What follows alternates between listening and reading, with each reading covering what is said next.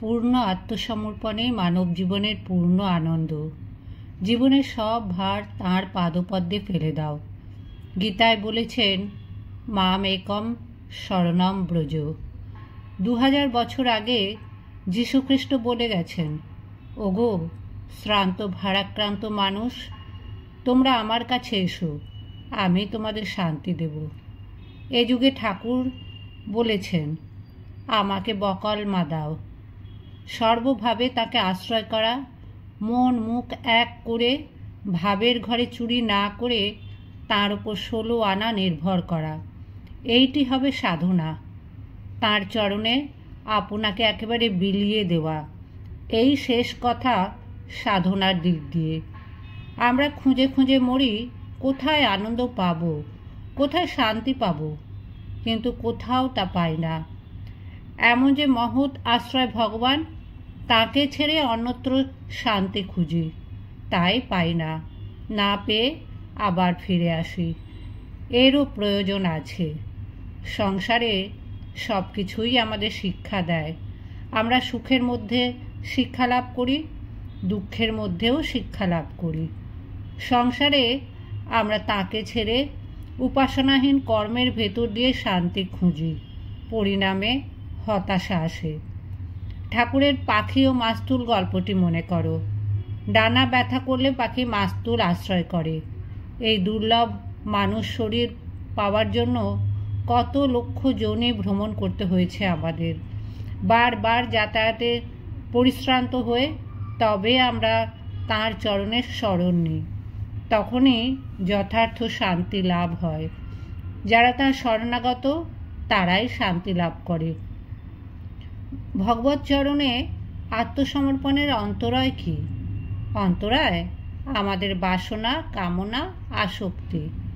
বাইরের জিনিসের পেছনে এত যে ছোটাছুটি, শান্তি ও আনন্দের আশায়, সে আশা পূর্ণ হয় না।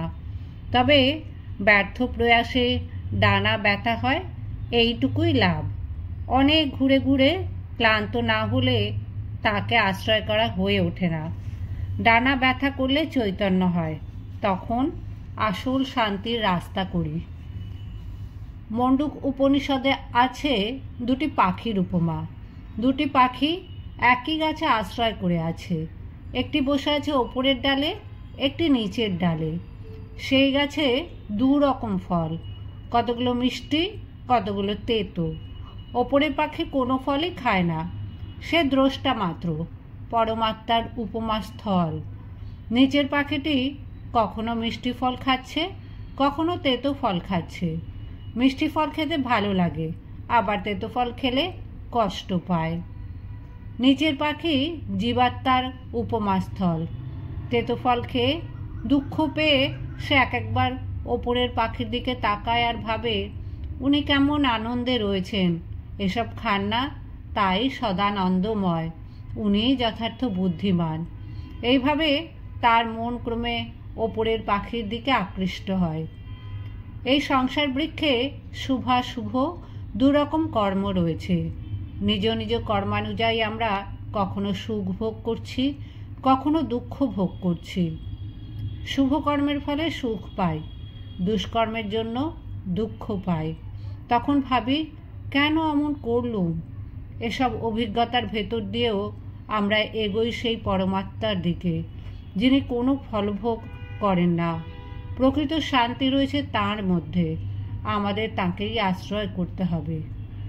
ব্রাহ্ম সমাজের আচার্য শিবনাথ শাস্ত্রী ঠাকুরের কাছে এসেছেন দক্ষিণেশ্বরে। তাঁর সম্মুখে একজন জিজ্ঞাসু ব্যক্তি ঠাকুরকে জিজ্ঞাসা করলেন, গুরুর প্রয়োজন আছে কি?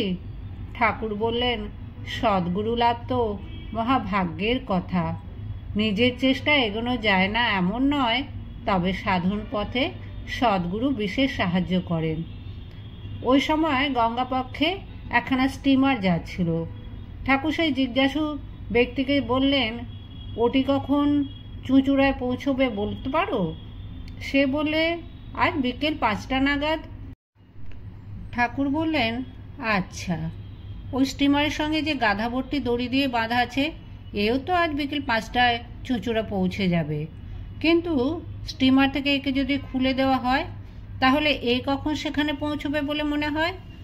দর্শক বললে, নিজের শক্তিতেই গাধাবোট কাল সকালের আগে চুঁচুড়ে পৌঁছতে পারবে বলে মনে হয় না। ঠাকুর বললেন, সদ্গুরু লাভ হলে শীঘ্র এগোনো যায়, ভুল ভ্রান্তি দুর্বলতায় সময় নষ্ট হয় না। ঠাকুর বলেছেন, তিনি যখন নিজে মানুষ হয়ে আসেন, অবতার হন, জীবের মুক্তি তাঁর হাতেই থাকে। আমরা অবতারকে আশ্রয় করে তাঁর দিকে সহজে এগোতে পারি। অবতারের সঙ্গে যদি গাধা বোটের মতো নিজেকে বেঁধে নিতে পারি, তাহলে এই সংসার সাগর ঠিক পাড়ি দিতে পারবো, আসল শান্তি লাভ করব। গীতায় বলেছেন, অর্জুন, তুমি আমাতে আসক্ত চিত্ত হও এবং আমাকে আশ্রয় করো। আসক্ত চিত্ত হওয়া মানে ভালোবাসা। কথাটা হচ্ছে বিষয়াসক্তি ছেড়ে তাকে ভালোবাসতে হবে। ভক্ত ভগবানের সম্বন্ধই তো ভালোবাসার। সেজন্য তাকে পিতা, মাতা, সন্তান বা যে কোনো একটাভাবে চিন্তা করতে হয়। ভালোবাসার মূল কথাই হলো আত্মনিবেদন। আশ্রয় করা মানে শরণাগত হওয়া। ভগবানকে ভালোবেসেই আশ্রয় করতে হয়। শুধু সুযোগ সুবিধা আদায়ের জন্য যে স্বার্থযুক্ত সম্বন্ধ, সেটি অনেক নিকৃষ্ট। আসক্তি মানে আমি আমার ভাব। তাতে আসক্তি ছাড়া অন্য যে কোনো আসক্তি তার ওপর পূর্ণ নির্ভরতার পথে অন্তরায়। তাকে ছাড়া অন্য যে কোনো কামনাই এ পথে বাধক। আবার দেখো, একটা কামনা রাখলে তার থেকে আবার শত কামনার উদ্ভব হয়। গীতায় বলেছেন, অধঃপাতে যাবার 7টা ধাপ। বেশি বিষয়চিন্তা থেকে আসে আসক্তি, আসক্তি থেকে কামনা, প্রাপ্তির সংকল্প। কামনা প্রতিহত হলে তখন ক্রোধ, ক্রোধ থেকে মোহ, অবিবেক, মোহ থেকে স্মৃতিবিভ্রম, স্মৃতিবিভ্রম থেকে বুদ্ধিবিনাশ, বুদ্ধিবিনাশ থেকে শেষে প্রনাশ। মানুষ একেবারে পশু হয়ে যায়। কামনা, লোভ, ক্রোধ সব আসক্তি থেকে হয়। এই 3টি নরকের দ্বার। আসক্তি পথিকের সর্বনাশ করে। আসক্তি দূর করবার জন্য সাধু সঙ্গ, স্বাধ্যায়।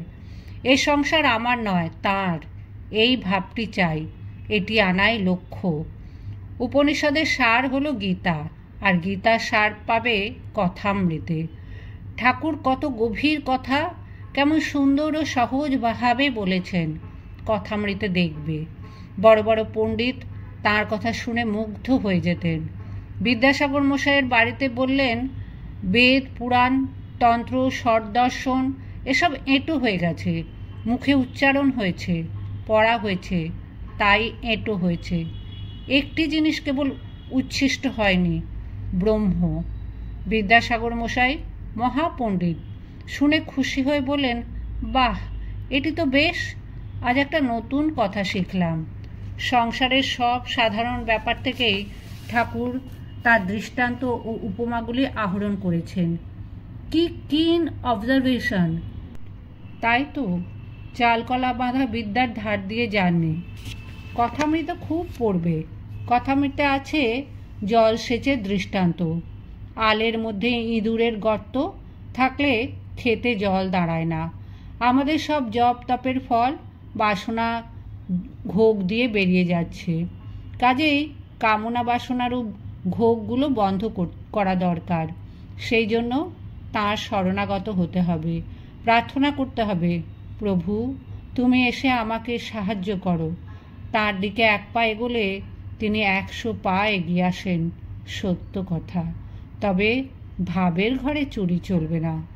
এই সংসার তাঁর সংসার জেনে তাঁর শরণাগত হয়ে এখানকার কর্তব্য করতে হবে।